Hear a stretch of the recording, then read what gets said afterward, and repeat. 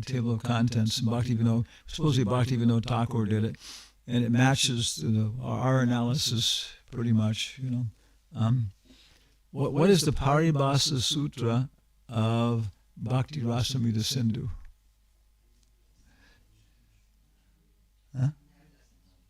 Anya abhilasita shunyam jnana karmari anavritam anukulyena krishnanushilanam bhaktir uttama.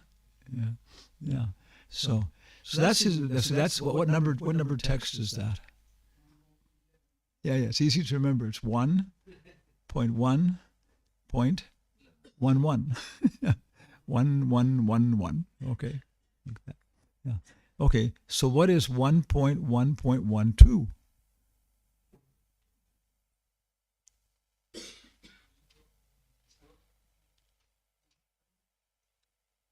Sarvapadi vinirmuktam taparavina nirvalam rishikesha rishikena sevanam bhakti ruchate. So it's almost as important, And he's just saying that this is Uttama Bhakti, when the senses are engaged in the service of Krishna.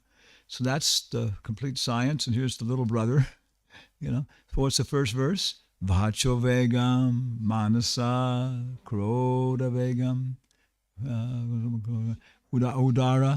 udara upasta vegam, etan vegam yo vishaheta diraha, sarvam api mam prativim sasishat. So very concentrated. If you follow the first verse, you become Jagat Guru, right? It's the very first verse. After that, we get more progress.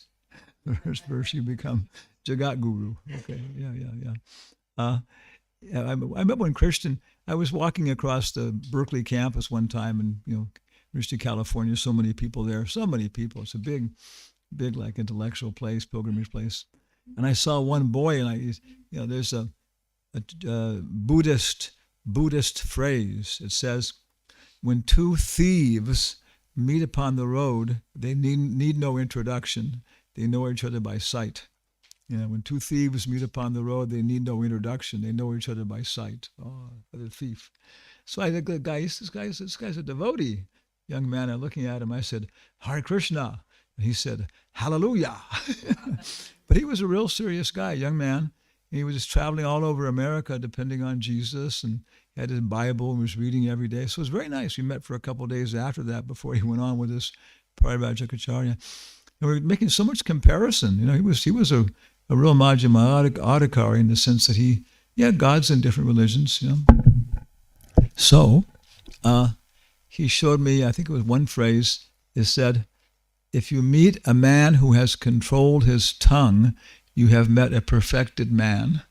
It's the same thing, like that, So this first verse, of course, is Vacho Vegam, and maybe you already know, familiar, there's different pushes. He analyzes these, And of course, we can go with so much more detail and everything else, Most of the Upadeshamrita is not Hare Krishna specific until you get to about verse number, I don't know, something, maybe 5 or 6 or something. Most of it is this universal, ethical, moral, spiritual principles. So the first text, then, it tells you the 6 pushes.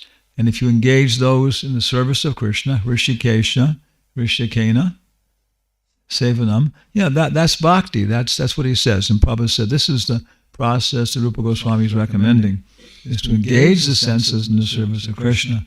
Don't try to negate them or destroy them, but just engage them in Krishna's service, tasting prasadam, hearing about Krishna, chanting Hare Krishna. Use your anger for Krishna. Okay, So then the next text is Achahara,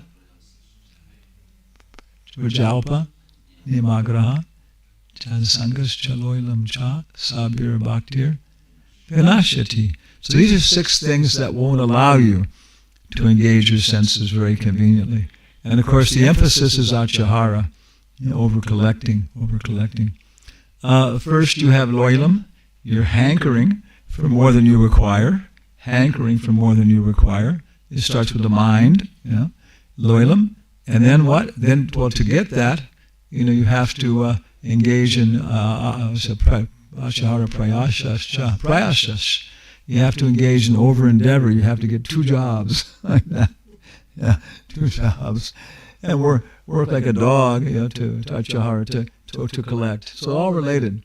Loilam, prayasas, achahara. And it's interesting because over-collecting means overeating, over-collecting, more clothes than necessary, more automobiles. But in the Anuvritti, Bhaktisiddhanta's commentary, he also says that over-collecting achahara also means to have more mystical powers than necessary. Right? Do you have more mystical powers? But when Bhaktisiddhanta was preaching, so many people they had, different potencies and so on, endeavoring, so on. Even if you're distributing books, you discover so many techniques. You like to eat frogs, right?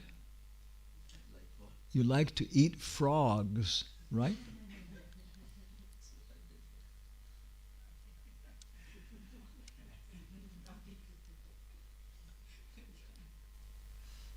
Yeah, it's very powerful. You'd like to give me 1 lakh rupees, right?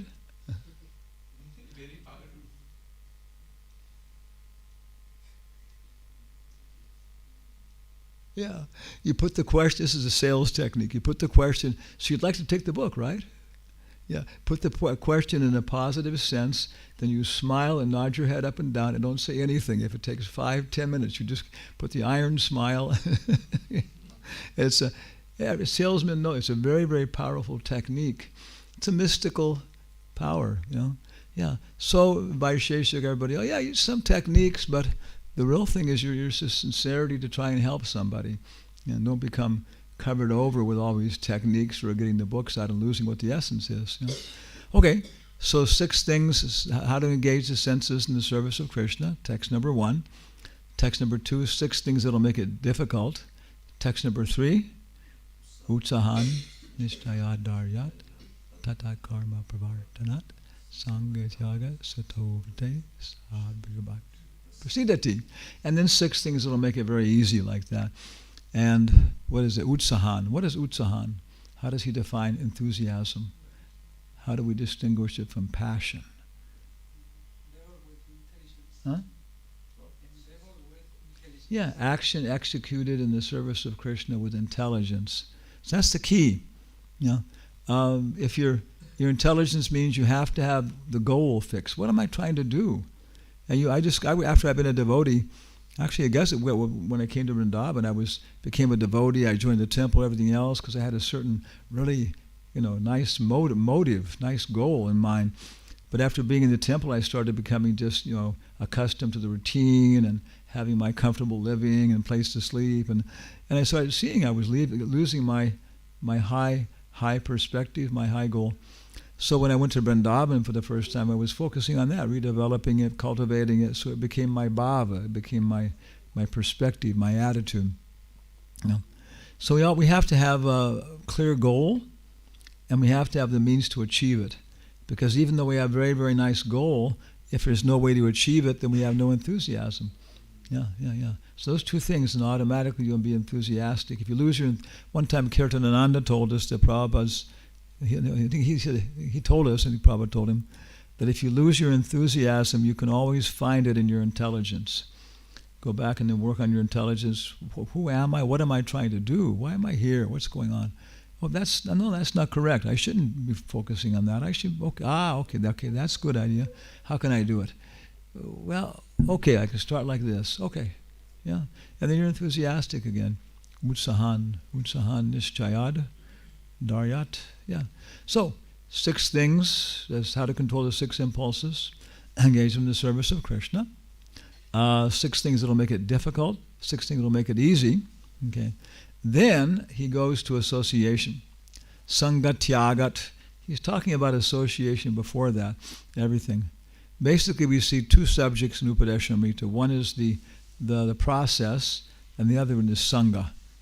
Which is more important, the process or the association? Huh? Association. Jayananda one time told us, he said, Krishna consciousness means eating and sleeping in the best of company. Yeah. He said, if you eat prasadam and sleep in the brahmachari ashram, you'll have no problems. Brahmachari ashram too. Yeah. Yeah. So that's it. Once you got the association of devotees, you'll get up in the morning, you'll chant, everything else follows. So it's the primary thing. Prabhupada quotes from the Bhagavad Gita here, Sangat Sanjayate Kama, which usually means our desires and ambitions develop from the company we keep, but there he translates it as by associating with the sense objects, one that develops attraction. But here he says it means our desires and ambitions develop from the company we keep, like that. So very powerful process. So association. Okay, I've been talking about it a little bit, but 4, 5, 6, it's very, very prominent. Text number 4 describes what is association. Right? Giving and receiving gifts. Yeah. Giving and receiving food, and giving and talking confidentially about things.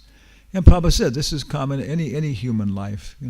Somebody may invite you invite your near and dear ones to pass the holiday season with you and like that and so on, and you find some special gift just for them. I know one devotee, Jaya Krishnadas. He was from Sicilian. He's mafia, but he's really, really good small business guy. Very strong and everything else, and managing maybe 40, 50, 60 employees. He has a baseball bat in the back of his car. Doesn't play baseball, but he's so we're talking about things, and he has maybe like 40, 50 employees, and so Chanika Pandit says the same thing. When the citizens or the employees are in front of the king, they should feel like they're in front of the king, So you have to dress like you're the king and stuff, and they feel like that and stuff. So he showed me he had 6, expensive, not super expensive, but expensive, good business suits. Why did he have 6? Huh? One extra. Because after a while, the employees have figured out, Mr. Gennaro always wears that suit on Tuesday, that suit on Wednesday. He has 5 suits, okay. But with 6, it forces it to be one off, and after that, he's figured they kind of appear on different days like that. Smart guy. So they know, Mr. Gennaro has so many, expensive suits, and he's the boss, like that, Yeah. Where's it go? I think it's Chanika Pandit says the Kshatriya has to have good dress, weapons, and social prestige. Otherwise, you can't do your job. You have to have good dress, weapons, and social prestige, and then automatically, then you can do your job properly. So these are not achahara. These are required, So for him too. But then he showed me he had something like 65 ties. And he said, I don't need this. The suits I need, but it's just this I just, I'm attached to having different ties. Yeah. Okay. So anyway, he's a passionate, Vaishya guy and giving big donations to the temple for things like that and so on. And he's had his different attachment to feminine association. He was married and divorced and this and that and so on.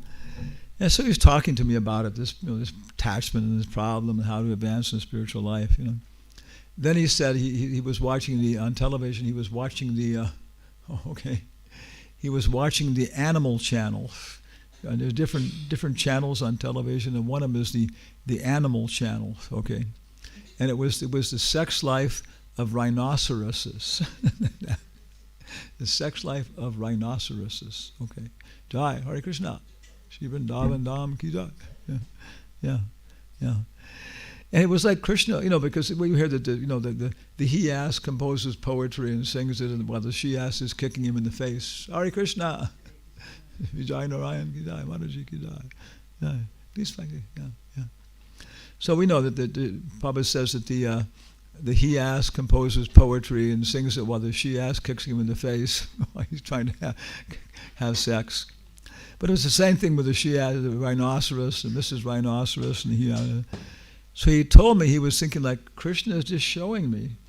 Krishna is showing me all this attachment for the opposite sex is just the same thing that these animals are going through, and you're going to suffer like that. You think you're going to enjoy, But then he told me, he said, but still, I'm still looking for a pink rhinoceros. I'm still looking for a pink rhinoceros. Okay. So maybe about a week later, we were at a nice home program, and devotees, and then the little boy had a little pink rhinoceros, toy, And so I said, well, where did you get this? And he said, oh, you can take it. So I put it in a little package, and I mailed it to Florida. And then Jai Krishna said he came home from a hard day's work, and when opening the mail, and he opened up his package from Hanuman Swami, and there's a pink rhinoceros. And he said he was cooking and he was playing with it, Then later he sold everything and moved to the Bahamas, and he kept the pink rhinoceros and stuff, and he still has it right to the end. And he said it's been really helped his consciousness whenever he thinks about, oh, I need a wife, somebody to sympathize with me, and all this stuff. And he goes and, plays with his pink rhinoceros. Okay, that's enough. I don't need to be kicked in the face. So, dadati pratagrinati, guyamakati prichati bhungte bhoje, giving and receiving gifts. Chanika Pandit says, there's no show of affection like a gift.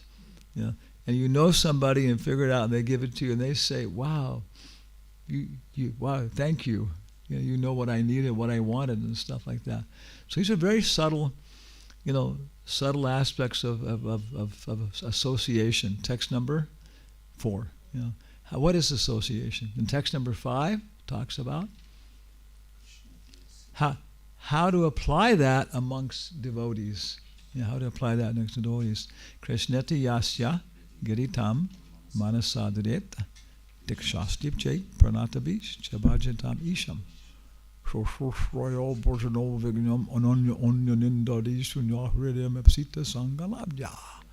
And usually for devotees, this is like for ourselves, this is the verse that's really helps a lot. I know when the Upadeshamrita came out, it helped my spiritual life so much, this verse. Because he's describing, there's 3 different kinds of devotees. There's Kanista Adhikari, Madhyama Adhikari, and Uttama Adhikari. Okay? Yeah. So, Krishneti Yasya Giritam Manasadriyat. If somebody just says the name of God, then he's a devotee, but he's made Kanista Adhikari, at least the name of God appears on his lips. If something happens to somebody, if you're hammering away the carpenter, you hit your thumb, right? Then you say some strong word, Usually most people in America, they say one of 2 words, which are taboo words that deal with the Muladhara chakra.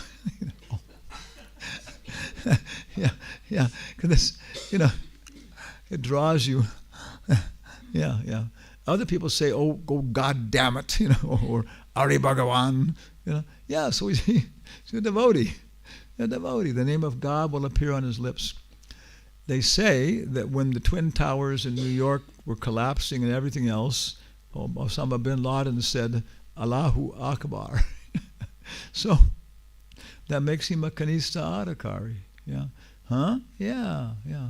And then it is identifying 2 kinds of Kanista Adhikaris in here. Those who will take instructions from Scripture and the pure devotees, and those who won't. They're just they pray to God because they want their particular benefit in life. But that's their level. They're approaching God. Okay, yeah. So I've seen that very practically. Preaching, being a temple president, the people wouldn't surrender.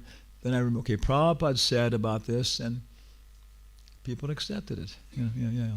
So different kinds of Kanista Adhikari, And any of these topics we can just go into in great depth. This one's very important.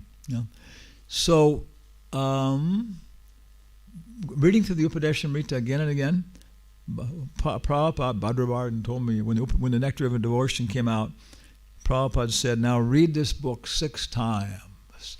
and all your questions will be answered. Not that you say, what is this? What is this? Go on. So very essential, our education is spiral. The same thing again and again and again, but higher. Whereas German education is you learn one thing, then you learn the next, and you learn the next, and you never go back. I know that's German, but ours, no, we hear the same thing again and again. In the 10th canto, it says you're not the body. No, we learned that one time. No, it has to penetrate. Yeah. So the Kanista Adhikari, right? They're different kinds. There's so many kinds, different levels, and so on. Prabhupada talks about neophyte pure devotees. Okay, in your last lifetime, you went through Adoshvada, Sadhusanga, Bhajana Kriya, Anartha Nivritti, Nishta. You were starting Ruchi and you died. So you went through different religious things and you found ISKCON again. And you go very quickly. Other people are struggling with Adoshvada. Well, I don't know about the Hare Krishnas, and maybe they're pretty good. I don't know. Okay, well, I'll go with you to the Sunday feast, but I don't know if I'm going to go again or not. Okay, Adoshvada, Sadhu Sangha, Bhajana Kriya, initiation, Narta Nivritti.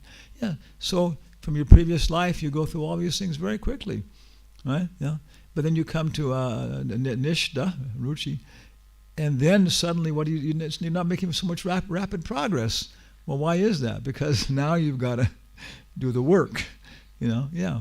Whatever you acquired before is there, but now so maybe it's slower. Nihabhikramo nashosti, but it's eternal, like that, and so on. So sometimes we find somebody, he may be a paka, second initiated devotee, he may be a pujari and externally doing things nicely in puja and stuff, but his faith in the holy name is nice, but it's not very high.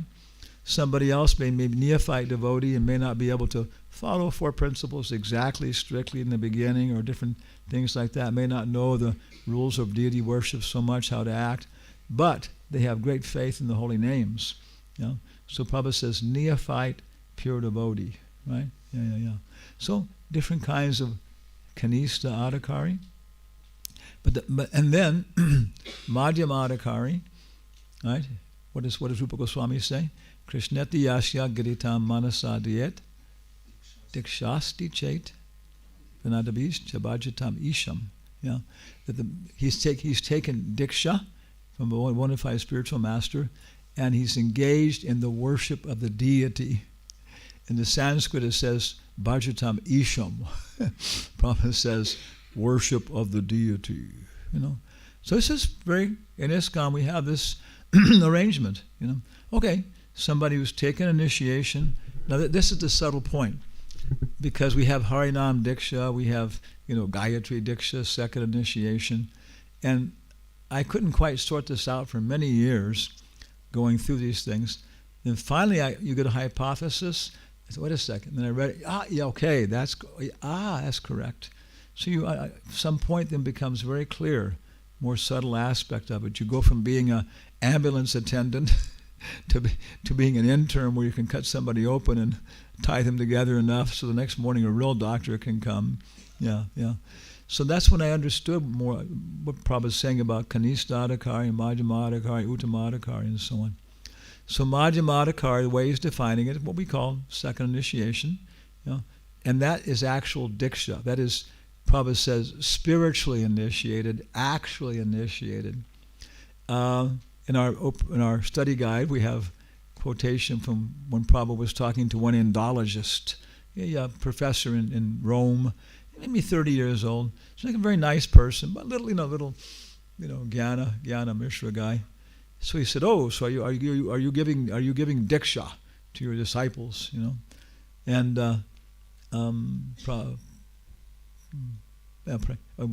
he said, yes. And to the girls, Prabhupada said, yes, also to the girls. And then so Prabhupada says, but first we give Harinam Diksha, which is more or less experimental. And when we see that people are properly advanced, then we actually initiate them. So the second initiation is actual initiation, But Prabhupada didn't require people to follow the four principles when he gave Harinam Diksha. Other Gaudiya Vaishnava acharyas, don't require, in the past, and I'm sure what they're doing now, they didn't require people to follow the four principles. They were giving Harinam Diksha, as like in a neophyte, process like that. And it was very interesting because some of them, we won't mention any names here, but some of them were coming to the West to preach and so forth, so on. And they were giving, Harinam Diksha to young men, and automatically they were giving it to their wives, just automatically. Because in India, at that time, the wife follows the husband. But in America, they began to figure out the wife doesn't always follow the husband. That they do what they, okay, if he's chanting and following, or she is. No, they figured out, well, she's not, okay. So, but in the beginning, they didn't, they had a different idea how to go. Subhad Maharaj was telling me that, I won't get into names here. Okay, one ISKCON sannyasi was telling me that one Gaudiya Math sannyasi would come to the temple in Mayapur sometimes, as part of Harinam programs and stuff like that.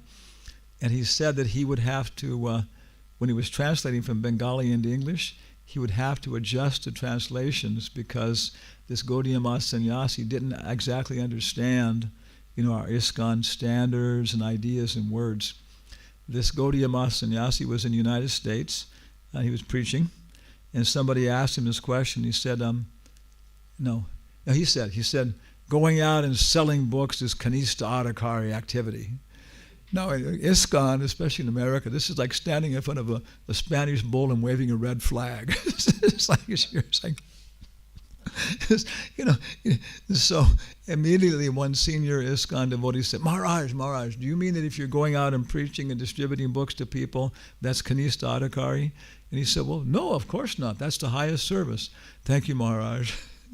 And the Gaudiya Vaishnava sannyasi never figured out, why the guy was asked. Yeah, because we have a different way we say things and do things. So even within our Gaudiya Math, first initiation generally meant Harinam Diksha, and it wasn't required, so you see that in the Upadeshamrita, that's the way it all makes sense, This may have, I'm not sure how early Prabhupada finished this, the date we need and so on, So, then, after 1 year of following everything properly, then, okay. Prabhupada said many times, anybody who stays in the temple and follows the four principles and chants 16 rounds can be initiated after six months. The GBC changed that after Prabhupada left, and that's one of the things I think was a mistake, because then it says you must examine each other for 1 year, but that's for the Gayatri Diksha, which was the only Diksha there was, in the Vedas and so on. So then the second initiation, we called it then, as Prabhupada said, that's the real initiation. But then he goes on and says, but Jiva Goswami says that in the age of Kali, Harinam Diksha is sufficient, like that. Yeah. So if you're actually following the standard for Harinam Diksha, it's okay. You don't need to formally take second initiation, but you have to follow it. You have to chant 16 nice rounds. You have to follow the four principles, and automatically, Shrenvatam Swakata Krishna, you become punyatma. Jayananda, this great devotee, I think is an incarnation of Prahlad Maharaj. One time he went 72 hours without sleeping and reading to get the Rath Yatra to go on. And that was typical of his activities. He was not, Tamal Krishna Maharaj, everybody, And Prabhupada said when he left his body, Prabhupada put him on the Vaishnava calendar with everybody else. So he forgot some of the Gayatri mantras. His Brahman sweat was black with automobile grease. He was a Shudra. He was a mechanical engineer. He was happy when he was out, building Rath Yatra carts and welding things and all this kind of stuff. And his preaching was very informal, but very potent, very potent. He was when you were with him, it was just you were Krishna conscious and stuff. But yeah, so for him, second initiation wasn't necessary. Harinam. But okay, as a formality, so people know these things and so on. Yeah. So that's. I would say the way, looking at it, at first initiation, you're a kanista adhikari. Second initiation, you're a madhyama adhikari. And then third initiation, Goswami, you're Uttamadhikari. At least you should be. Yeah. So it's kind of, so for first initiation, we fold our hands. Jai Prabhu, Hare Krishna, good to see you. Are you still smoking marijuana? Okay, you should try and reduce it down once a week. Hare Bol, good to see you. Okay. Yeah, there's some problems in the temple, Prabhu, always are. Okay, Hare Bol, Yeah, it's devotee.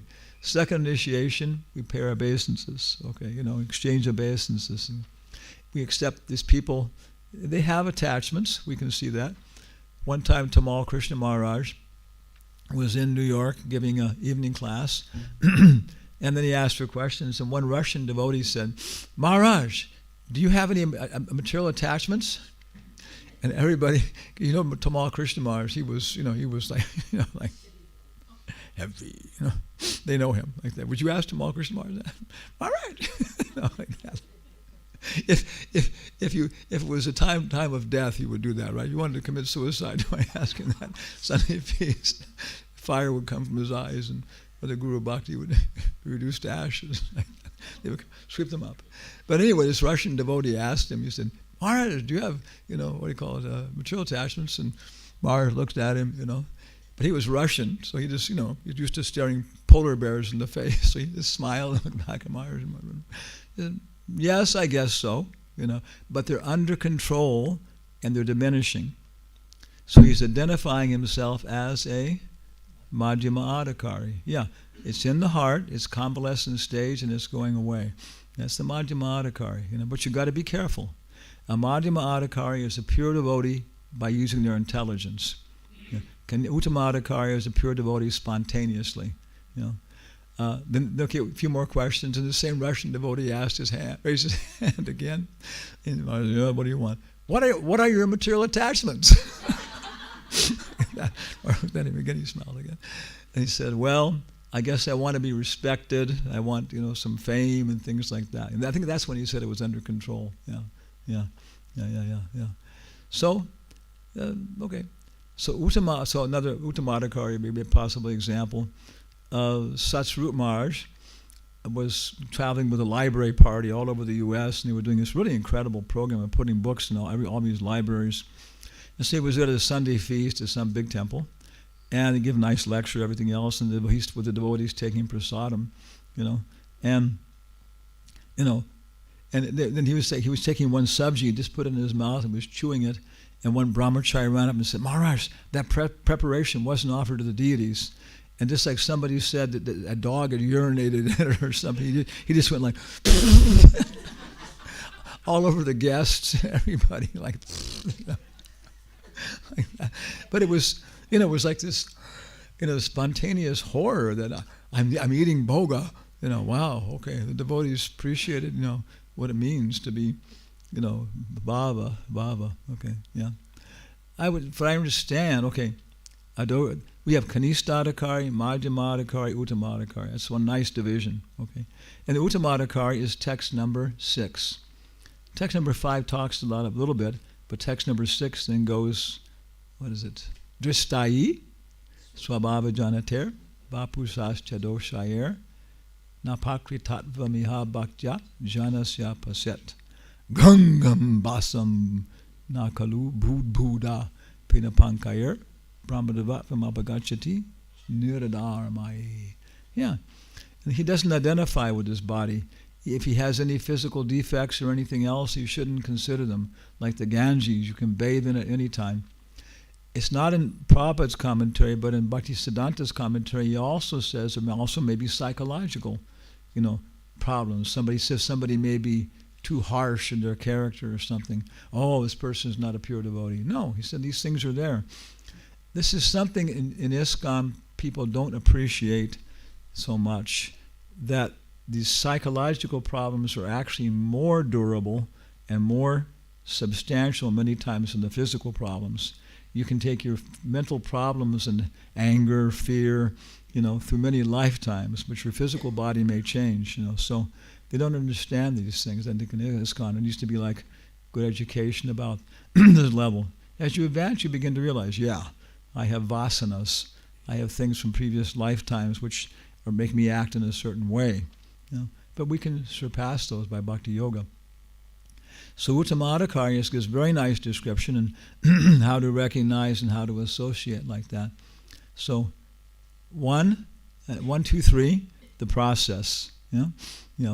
Follow, engage your senses in the service of Krishna. 4, 5, 6, how to associate with devotees. 7, 8, Shatnama Krishna Charitade Sitapiya Vidya. Back to the process again. Shatnama Krishna. Shatnama Krishna. Shatnama Krishna. Nama, what is it? Shatnama Krishna. Charitadi Sukirtana Nusmrityo Kamena. Tanama Rupa. There it is, And this is a natural sequence. Nama, Rupa, Charit or Guna. Nama, Rupa, Charit. Sangha. Sangha and Lila. Adi is Sangha and Lila. You see, other times you see these things. The Prabhupada's paraphrasing these things. One time we were with the Brajmano Parikrama with Lokanath Maharaj, and we were coming into Mathura, and I was leading the kirtan. In the front was Varnatai, Nitai, Gaurasundar. And we were coming into Mathura, and some people were like, hammering away on metal and smoking beedis and looking at us. Who are these people? And like it was like a little intimidating because some people were like, looking at us in a harsh way. And I was chanting. Okay, so I just took shelter of the names. Okay, and then Nama. You're chanting sincerely. Then you want to see the form. Where's the picture of Krishna? I want to chant in front of the deities or find a picture of Krishna. So automatically, if we're chanting properly, you want to associate with the form, Nama, Rupa, and then qualities, Guna, Lila. So I was chanting, and then this problem comes. So I took more shelter of the chanting. Well, where's Krishna? Where's the form? Oh, okay, there they are. Nitai Gaur Sundar are here. And so I Nama, Rupa. Well, who are they? They're Krishna, Balaram. Oh, who are we? We're the cowherd boys. We're coming in with Krishna and Balaram. There's the washer guy, and there's, And I was like chanting, we're with the cowherd boys with Krishna and Balaram. Okay, So this is the natural process. Text number 7 talks about it up to the level of, what is it? Tanama Krishna Charitade Sitapiya Vidya Patopa Tapta Rasa Nasa Narochika Nu Kenvadarat Anunidam Kalusaiva Justa. In the beginning we have an inclination towards material enjoyment. Right? One Indian guy wrote in the India West newspaper, he said, if we have to give a $20 donation in the temple, it is horrible. It is horrible to give $20 donation in the temple. He said, but we can take our children to the shopping mall and spend $100 on toys with no problem. He said, if we have to listen to Srimad Bhagavatam for 30 minutes, it is terrible in the temple. But he said, we can watch a cricket match for 4 hours. This is it. In the beginning, we have this taste, for material enjoyment. But if you apply the Nama Rupa systematically, you chant your rounds, you see the deities for Artik, you hear the Krishna book, then it destroys this attachment at the root. Tanama Nagadamula Hantri. And then you start to develop a taste. Ado Shraddha.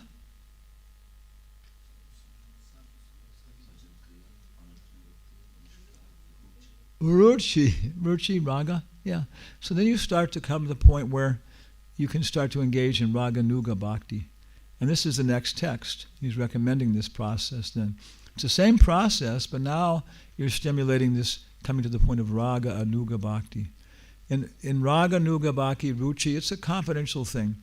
When Gaudiya Sannyasi explaining, it's like you have a big jewel. You don't walk around showing it to people. You don't go through the train station in Delhi with your opulence hanging out. You have beat up luggage. So if you have to come to the point of, if anybody's come to the point of Raganuga Bhakti and they're advertising it, they haven't come to the point of Raganuga Bhakti. It's a confidential thing. When 2 thieves meet upon the road, they recognize each other. You see, Raganuga Bhakti, you're doing the same thing everybody else is doing. You're doing artik, you're doing book distribution, but it's how you're doing it now. Yeah. If you're in the level of Vaidhi Bhakti, every day you make the offering of the Rajbhoga to Radhanila Madhava on time. One wet sabji, one dry sabji, puris, pakoras, what else we got? Rice, dal, salt, pepper, water, nectar. Okay, tulsi leaves. And you come in and you say, hey, here's your lunch, I'll be back in half an hour. Yeah, you're doing it and you're liberated because you're a Brahmin, nasochati nakangshati, that level. But then you begin to think, well, gosh, I mean, I should at least act like, some kind of proper feelings. How does Mother Yashoda offer lunch to Krishna? How do the cowherd boys? So this is Raganuga, where you start like Prabhupada says, we have to learn the little art of crying for Krishna.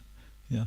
So the Sahajiyas also want to imitate the emotions, right?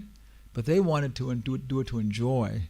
We want to imitate the emotions to enhance our service, to at least, okay, this is better. I could act like, here's your lunch, and how would Mother Yashoda offer it to Krishna? How would the cowherd boys?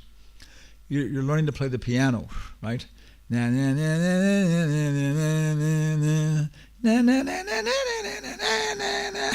learning the scales. It's mechanical. You can play the song.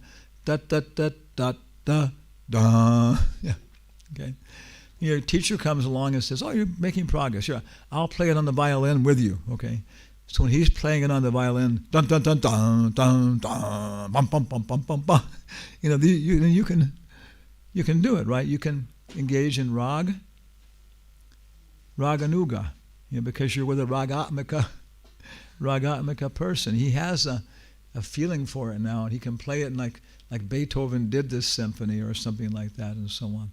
A raganuga bhakta follows a ragatmika bhakta. This was a mistake in Nectar of Devotion, which they've corrected now. Yeah. And so this is text number 8. And then the purport, there's an explanation like that, coming to Raganuga Bhakti. Okay. Text number 9.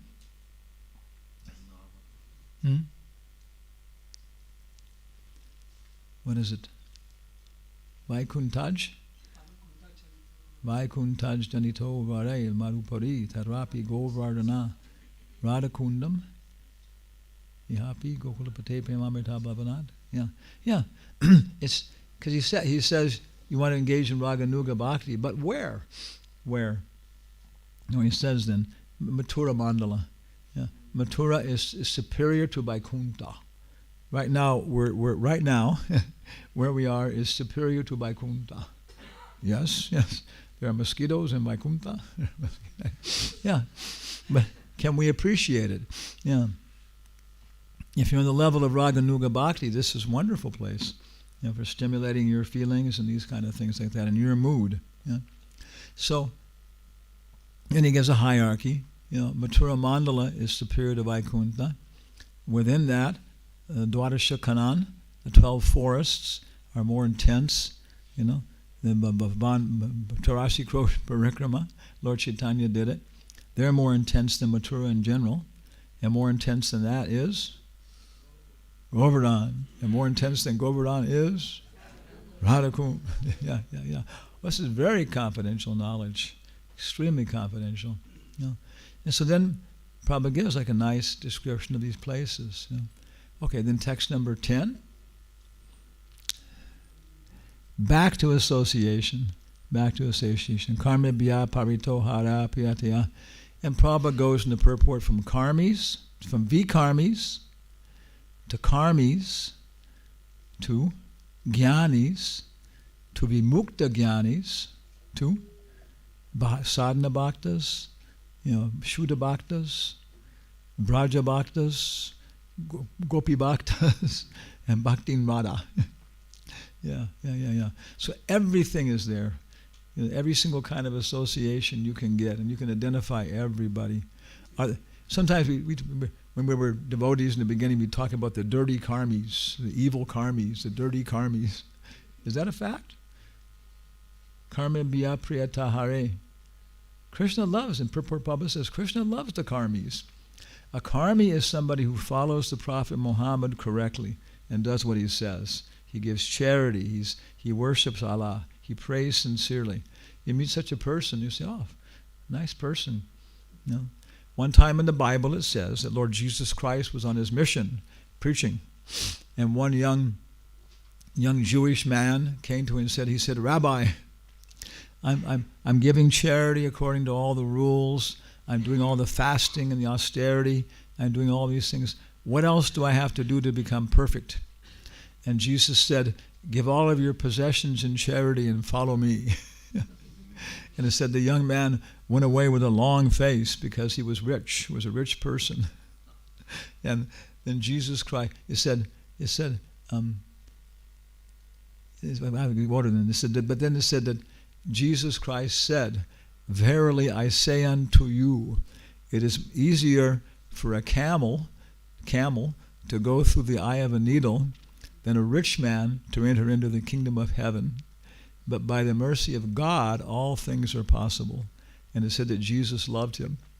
Yeah, so the karmis are already, you meet them and stuff, they're good people. They're basically kanistadakaris. Yeah. Then they develop wisdom, like we're doing now. This is jnana yoga, right? Yeah. And then they become vimukti jnanis, na sochati, na kangshati. And then brahmande brahmate kon. No. How's it go? No, that's the one I'm thinking of. Brahmande brahmate kon bhagyavan jeev. Yeah. Then you can get the vimukti jnani. You can get the bhakti lata bija and become a devotee. And finishing off, text number 11 finishes off. What? Krishnasa ochai pranaya vasati prayasibhyo pirada kundam chasya munibir abidas tadrit eva vyadai ya prastira pilar musulabam kim punar bhakti bhajam tapremidam sakrit api saras natur avishkaroti. Wow, I memorized it. Yeah. Of all the objects of delight, favor and delight, and amongst all the damsels of Brajabhumi, Radharani is the greatest. Yeah. It is very difficult for even the great sages fully engaged in Vaidya Bhakti, Sadhana Bhakti, to achieve Radha Kund. Yeah.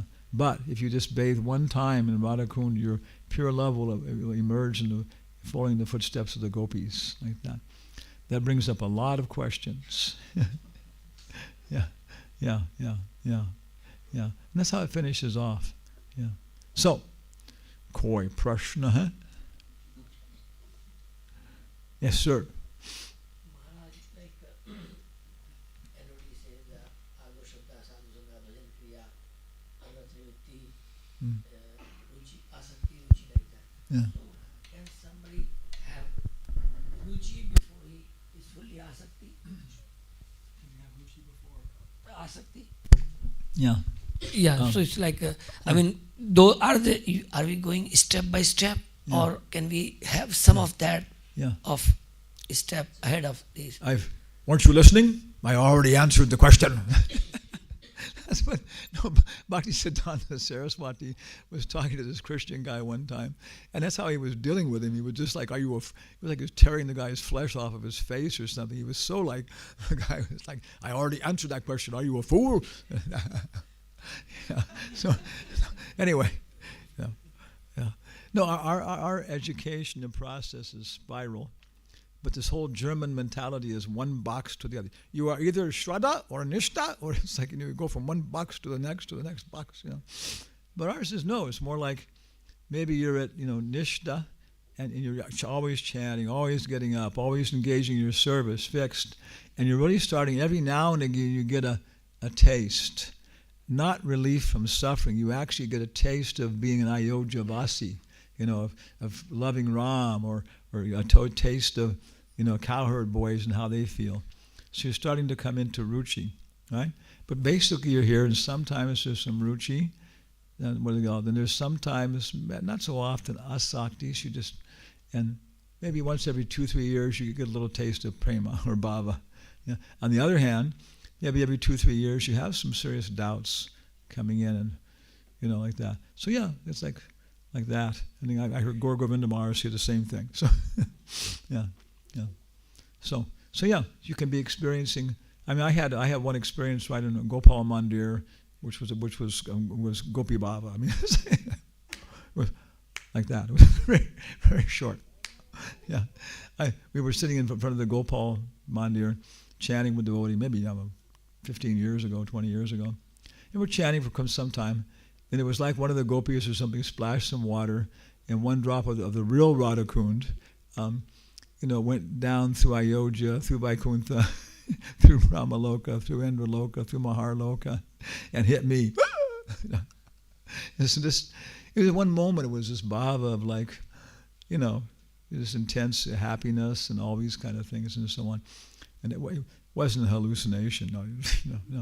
So yeah, then you get these Bija, Narada Muni. He wasn't ready, but he got this experience of seeing Narayana and stuff. So it happens, but then we have to cultivate it properly.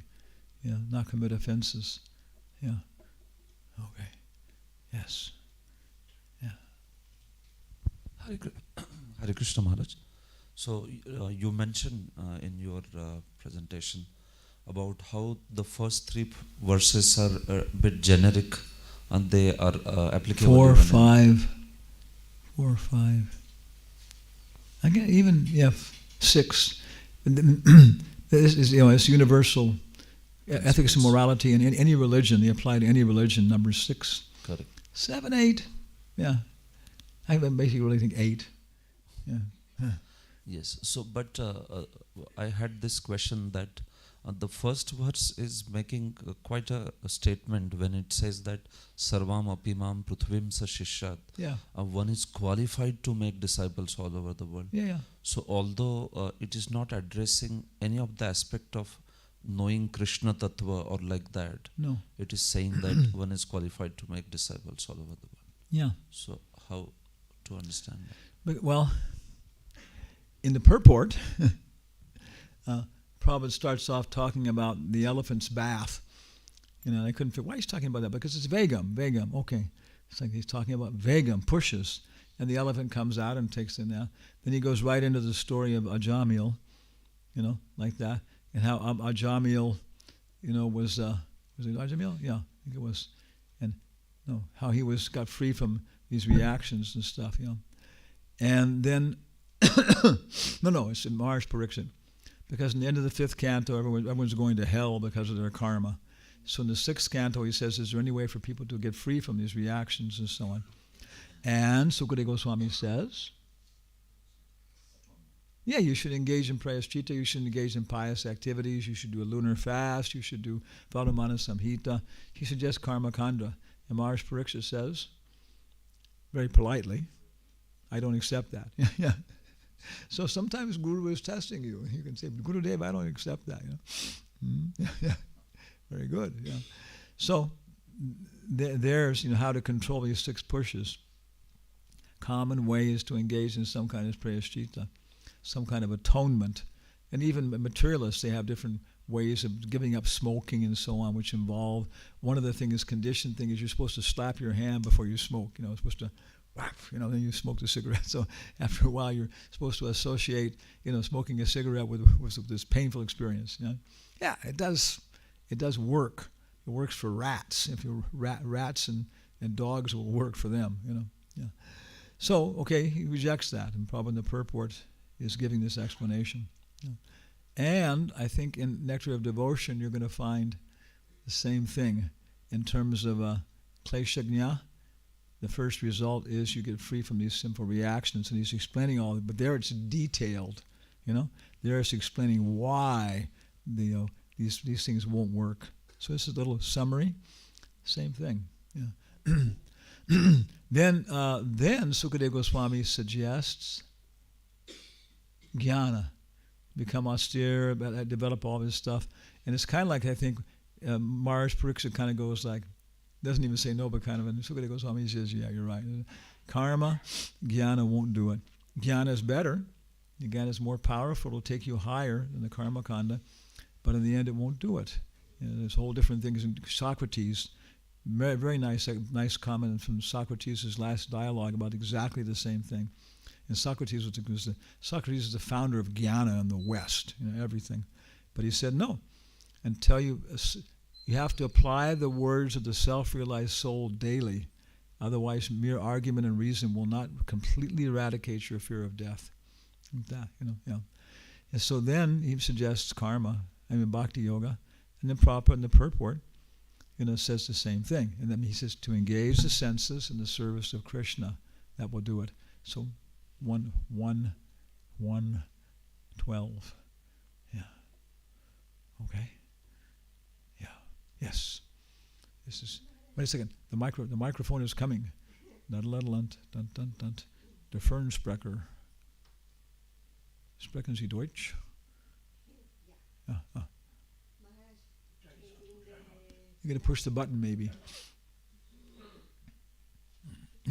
I guess because this is also, we're broadcasting this. In the last verses of the book, they are saying that if you take bath in Radhakund, you will achieve love for Krishna and for Radharani. So, and I also read that Srila Prabhupada said to some of his disciples not to take bath in Radhakund because they were behaving bad. But now, why so many gurus forbid their disciples to take bath in Radhakund? Oh, are you sure so many do? Yes. Yeah? Yes. How many? So How many gurus are there in ISKCON?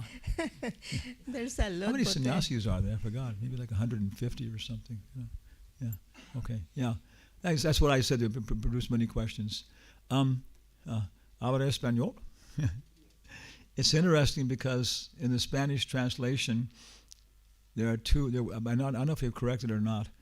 There was one. Boy, it's interesting. Because you start translating, it's a whole different thing about. We're the Sunday feast. I told you this joke in Spanish yesterday, right? How many stars are in the sky? So this is the same thing. Guayaquil. I was giving a lecture, and one lady about 40 years old. She said, "Oh, I like your culture, your philosophy. I've been reading your books now, and for about 3-4 months, I like it so much. I want to go ahead and become initiated." But she said, "I have a big problem." I said, "What is that?" She says, "I have a bakery. I run a bakery, and your book says that bread is for satisfying illicit desires." And we all said, "Bread, it never says that." And she said, "No, it says right here, haritaki, opium, marijuana, and pan are all for satisfying illicit desires. The word for bread in Spanish is pan." So yes, that we have to explain the books. We have to give purports to them. Yeah. So on. So same way it says in English, in Upadeshamrita, that Lord Chaitanya wanted to find the location of Radhakund, so he went to Arita Gram and figured out this is Arista Gram, and then he asked some old man, "Are there 2 ponds here?" Like that, and some people respect them. He says, "I don't know, I don't think so, but over there's 2 things, and some call them one Shama and another Gauri, and that's what they call them." And Lord Chaitanya went there. Sometimes there's like this much water. Because that's where the water table is a little bit higher, and that's all there was apparently. And so Lord Chaitanya was out there bathing himself, and they said, looking at the sannyasi sitting out in the field pouring water over himself while he was doing that. So then it says he told his followers that the original Radhakund and Shyamakund were there. That's the English. Spanish it says he told his followers that these were the original Radhakund and Shyamakund. A little different. Yeah. And then it goes on to say that now it was excavated by Raghunath Das Goswami and others, and now, English, there is a large pond there known as Radhakund. And now Radhakund, in Spanish, and now Radhakund is there. It's a big pond. No. Okay. So what we're experiencing is like when you see Radhashama Sundar, Pratimanaha Tume Saksha Vrajendrananda. Now they're not statues. They are the son of Maharaj Nanda. Yeah, years ago. Yeyatam mam prapajante tam stataiva bhajami aham. Yeah. They reciprocate how we approach them. If we don't really want to see Krishna, then we see something sacred, we see something special. We can pray to them when we are in trouble. We can get some kind of little esoteric, aesthetic experience, but we don't really want to see Krishna yet, like that. Otherwise, then we got to, surrender. Yeah. So that's what the level. It depends on your level. If you go to Radhakund and you have, Prabhupada says, only follow in the Buddhishamrita, only the followers of Lord Chaitanya can appreciate the significance of Radhakund. Other people may appreciate Govinda Kund, Sarabi Kund, so many places. Oh yeah, the Gaudiyas worship this, the Nimbarka worship this, Balabhas worship this. Yeah, different places for the mouth of Govardhan. So, even that level, only if you're worshiping Lord Chaitanya can you really understand that Radhakund is the supreme place. Yeah? So, if you bathe in the original spiritual waters, then, but that's very difficult to do. In the purport to text number 11, very short, Prabhupada says, Bhakti Siddhanta says it's very difficult to bathe in Radhakund. Prabhupada says, Bhakti Vinod says it's very difficult to bathe in Radhakund. Prabhupada says, but, you can be on the bank, you can be somewhere near there, that's very good, and trying to, approach it and to help them be a little bit outside of Radhakund and supplying, things, But that's the point, is that we're the Radhakund we experience as Madhyamadhikaris, it's like deity worship, and if we're respectful and do these things and take a bath and stuff like that, then the real Radhakund is seeing how we're dealing with it. It's like a little girl, give her a little baby doll, and she takes care of her baby doll. You say, okay, she's taking care of the baby doll well. Okay, we're going to give her a kitty cat. She's feeding her kitty, taking care of the kitty, like that, and so on. Okay, now I have to go out to the grocery market, take care of your little sister. Yeah? Now this is, bigger deal. We were on the Bhāgavata with Lokanath Maharaj, going around, going through so many villages, everybody would have come out. And suddenly I realized, all the little kids, I didn't see one doll. Then I realized, because you don't need a doll, because you have your little 5-year-old sister you're hanging on to. What do you need a doll for when you got a real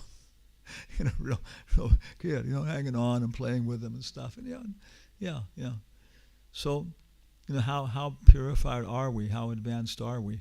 But if bathing in the Vaidhi Bhakti Radhakund properly, it's good. It's very nice. Yeah. Okay. So the next thing is about how we should do that. One ISKCON sannyasi who took shelter of one of Prabhupada's godbrothers after Prabhupada left, no names here, was talking to him. He's a very respected guy in ISKCON, this Gaudiya Vaishnava. He said, one of your godbrothers, is translating some of these very esoteric books about Radha Krishna's conjugal pastimes and these kind of things like that, their conjugal postures and all this kind of stuff, and distributing to ordinary people. What do you think about this? And this godbrother of Prabhupada said, he said, the followers of Bhakti Siddhanta wanted to translate some of these books, and Bhakti Siddhanta said, yes, you can translate them. You can translate one copy, put it in a golden box, and put it way up on top of the altar and pay your obeisances to it.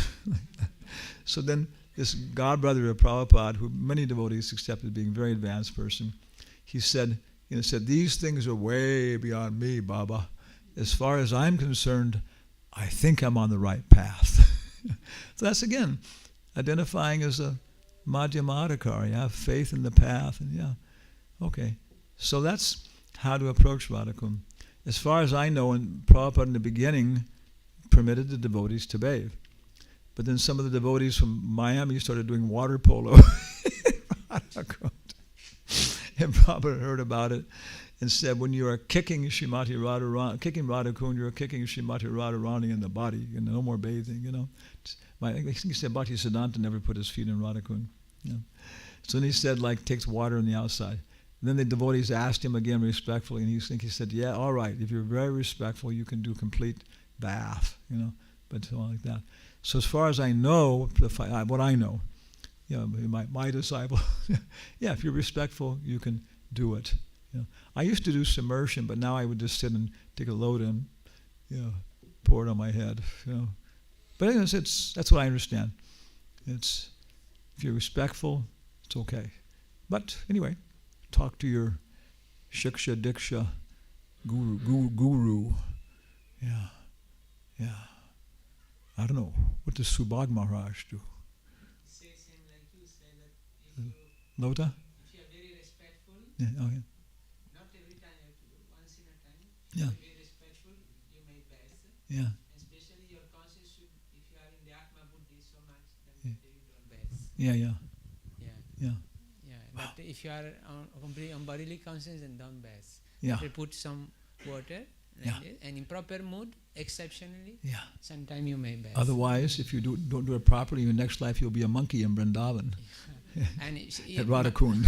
Maharaj was having one lady disciple that asked and tell that you can by lota you can knowing her position, whatever give this instruction you best on the bank. Yeah. So Vaidhi Bhakti is a very big science. It's not a small thing. Vaidhi Bhakti means you know that if I can't do this, this will substitute. It comes to the point where Vaidhi Bhakti, you can be fully engaged intensely, broadly, just by doing Vaidhi Bhakti, becoming very expert in how to apply the different aspects of the process. I can't do this, but this will substitute.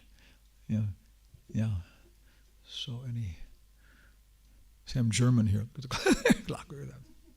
We must finish at 9:30 exactly. Yeah. So.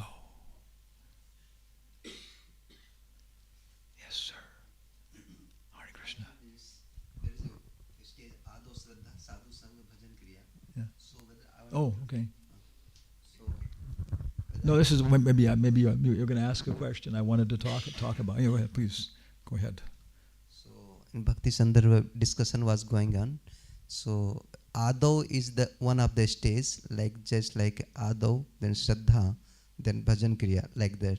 And Shraddha means 100% Shraddha, then Bhajan Kriya. Is that like that?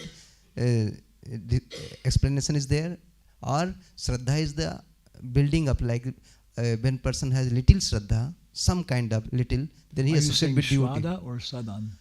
Shraddha, faith. Shraddha. Yeah, faith. Okay, yeah. So Adav, Shraddha, Sadhu Sangha, Bhajan Kriya. Yeah. So it was long discussion was that. No, Adav is the different stage. In Adav, one may have some kind of faith, like Komal faith. But whenever question comes Shraddha means 100% Shraddha. As Prabhupada says, Shraddha sabde kahe Vishwas Sudrad Nishchay. Krishna Bhakti kaile Sarva Karma Krata hoy. Then one person had a 100% Shraddha. Then his Bhajan Kriya starts. Before that, Ado stage, that is a Karma Arpanam, just like somebody's Lok Shraddha, like traditional faith, but not Shastri Shraddha is developed. So, but we had also Shraddha is like beginning, just like sugar is just like sweet, more sweet. Mm-hmm. When person practice bhakti, so when little faith is there, then associate with devotees, but not 100% faith is there. When as soon as practices, then his Shraddha develops. So one cannot say one has a now 100% Shraddha. So when we keep the stage Shraddha, means Shraddha stage, then Bhajan Kriya. So can you please I think explain it's this? the same as... Ado is that, like that, whether Ado is one of the stages, or Ado means beginning, just like beginning. But we also with faith. talk about the yoga ladder, no? We talk about the yoga ladder. Karma yoga, jnana yoga, bhakti yoga. Maitreya Muni was a jnana mishra bhakta. And so, because of many different kinds of people, but Prabhupada says it's all yoga, But depending on your level, it gets given different names. So the only yoga is bhakti yoga. Yoga means to connect with Krishna. That's yoga. It's the only yoga there is. But on different levels, it's just given different names. And so, in the beginning, we use the word shraddha. At the beginning, some faith. and maybe the Sanskrit lexicon. The word Shraddha means more like faithful, or Shraddhavan or something, But right in the Upadeshamrita, it's exactly there. The same thing is quoted from Chaitanya Charitamrita. That one is classified as Kanishta, Madhyama, Uttakar, in terms of the development of Shraddha. So for I can see there's no real difference between the word Shraddha and the word Bhakti. As your determination to serve Krishna increases, as your Bhakti increases, you're classified at different levels. And what is it? Shraddhavan Hey.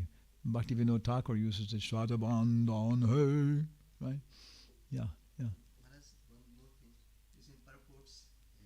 Stages are there, 5 stages of just remembrance. You can talk. I'm half deaf. Text 8. Yeah. There is in purports. There is stage there. Neophyte stage. One should always engage in hearing Krishna Katha. This is called Sravan Dasa. One should always engage in hearing. Okay. Krishna Katha. That is Sravan Dasa. Yeah. A stage of hearing. By constantly hearing the transcendental holy name of Krishna and hearing of his transcendental form, qualities, pastime, one can attain stage of acceptance called Varan Dasa. Yeah. When one attains this stage, there are 5 stages there. Can you please explain a little bit? Yeah. I invoke the Shakti of Mother Urmila Devi Dasi to enter my body. Yeah. Boy. Okay.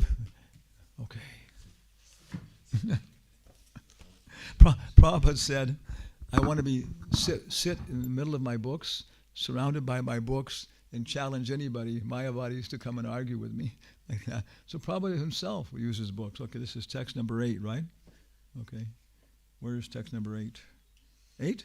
Yes. Okay. There it is. Okay. This is text on page number 102. Okay. Actually, it's going to be in the appendix. The appendices, Prabhupada has, what do you call it? The pronunciation guide in Sanskrit. Okay.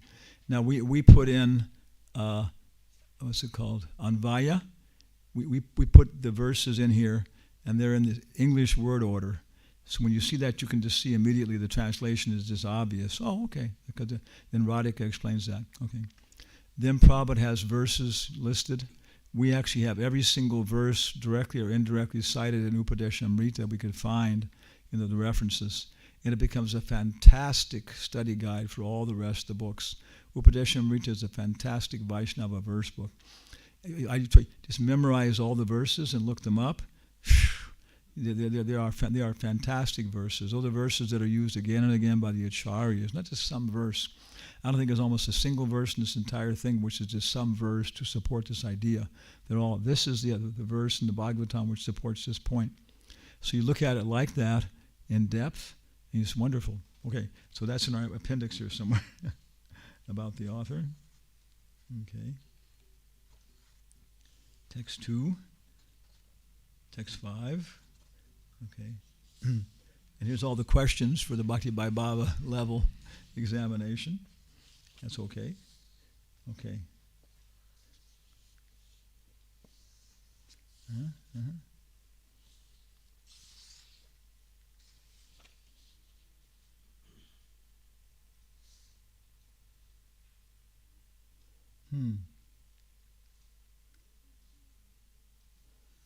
Okay, it's not here. Anyway, I have it someplace here, I'm pretty sure. I can't remember where. I think it's either. What is it? What is it? Haridas. It's one of Bhakti Vinod Thakur's books. He goes through the details like that, and but probably in the text then, but I didn't put it in the appendices then. And there he goes through the details like that and so on. As far as I understand it, right, how it goes. Okay, there was a guy, Bhakta Bill W. He was an alcoholic. I know him, He was coming to the temple in Dallas, not Houston, like that. And he was basically, he was just, some odd, for example, big festivals and auditoriums, people come in, they work, set things up and break them down. Somebody calls these workers up, can you come? No, yes, can you come? And then they work. So he had this like part-time work when he needed money, when he wasn't drunk. And the rest of the time he had his favorite bar. He would go in there and they give you potato chips and beer and stuff. And you can live a long time on potato chips and beer before you die. There's enough nutrition in them. So on. But that's what he was doing. He was really in bad condition. But he found out the Hare Krishnas had a free feast, So he started going to the Sunday feast, And it was ago. Was it? How's it go? No, Ado Shvada. No. Shinvatam Swakata Krishna Punya Shavana Kirtana.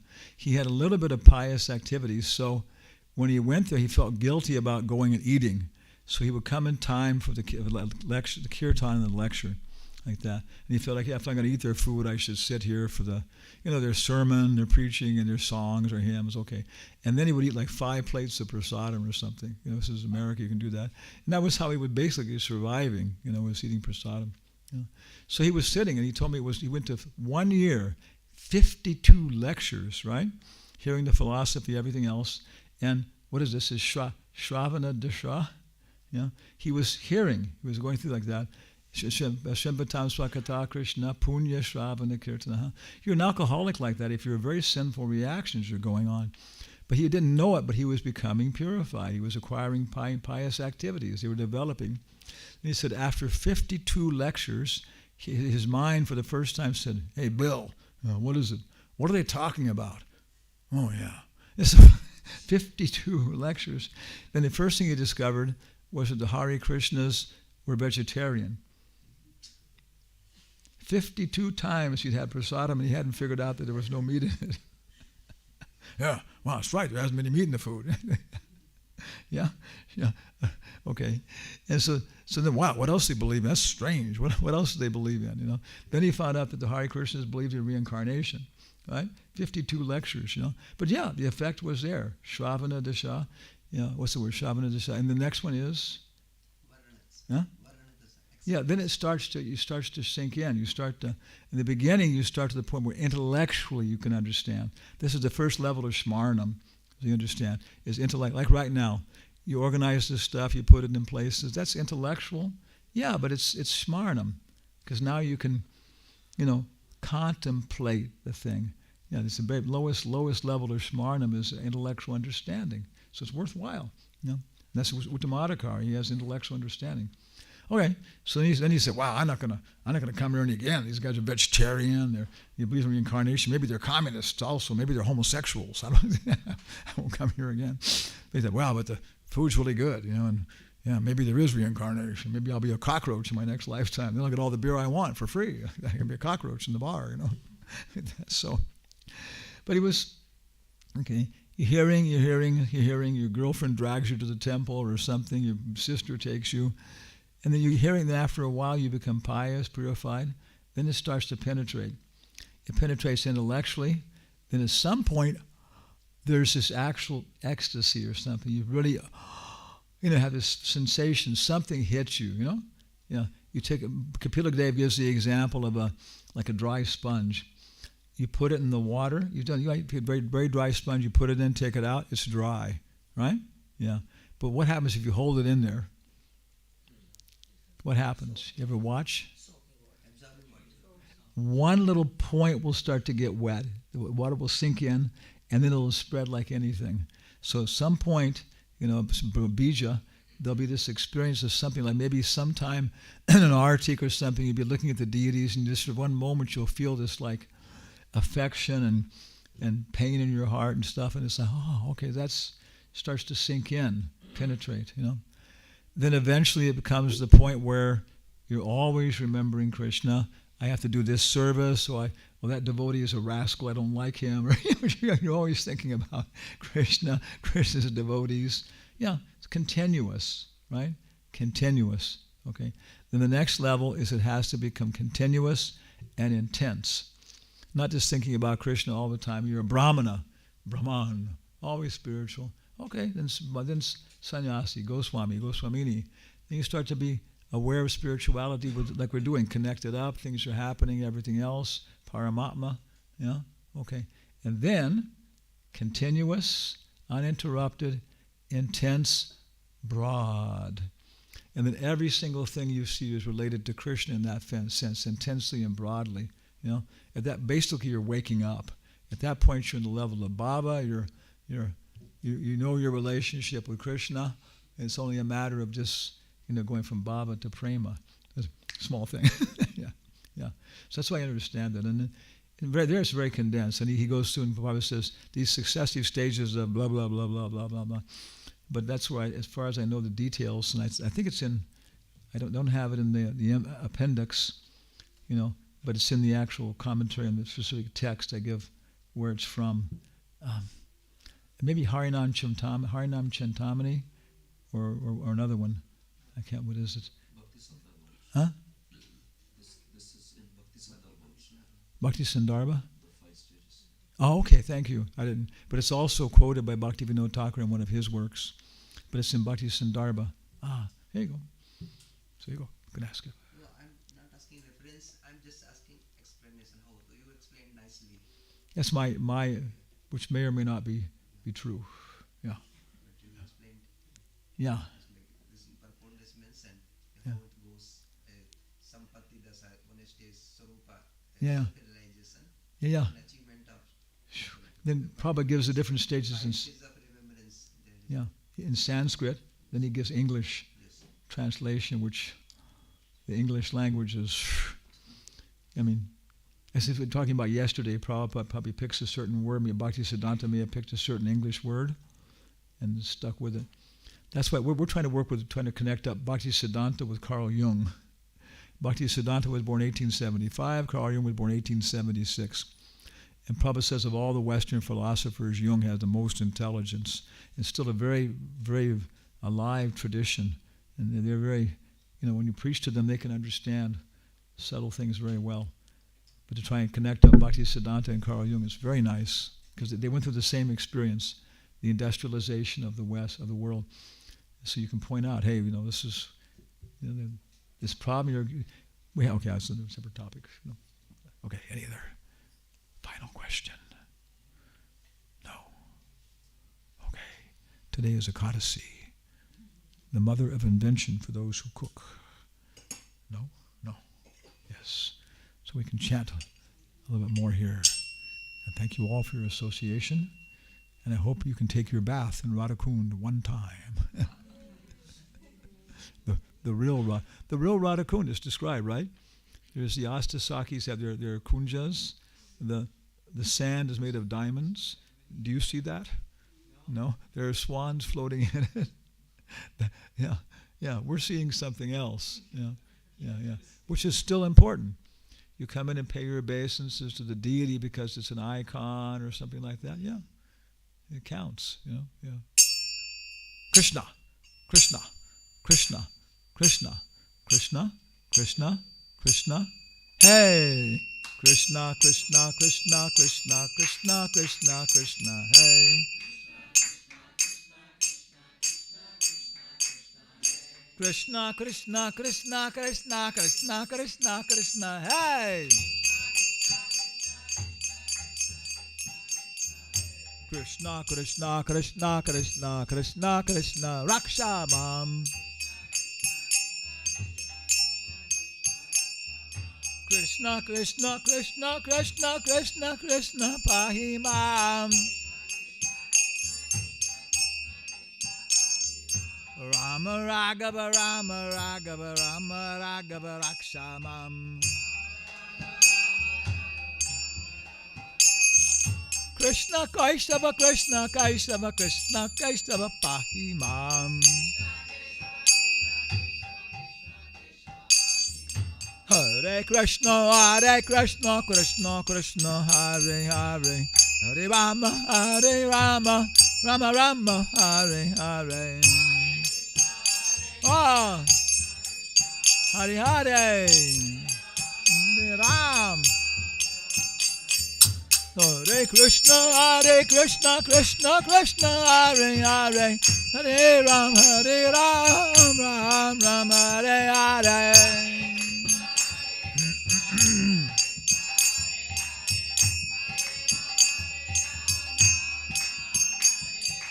Hare Krishna, Krishna Krishna, Hare Hare, Hare Ram, Ram Ram, Hare Hare. Krishna, Hare Hare, Hare Krishna, Krishna Krishna, Hare Hare, Hare Ram, Ram Ram, Hare Hare. Hare Krishna, Krishna Krishna, Hare Hare, Hare Ram, Ram Ram, Hare Hare.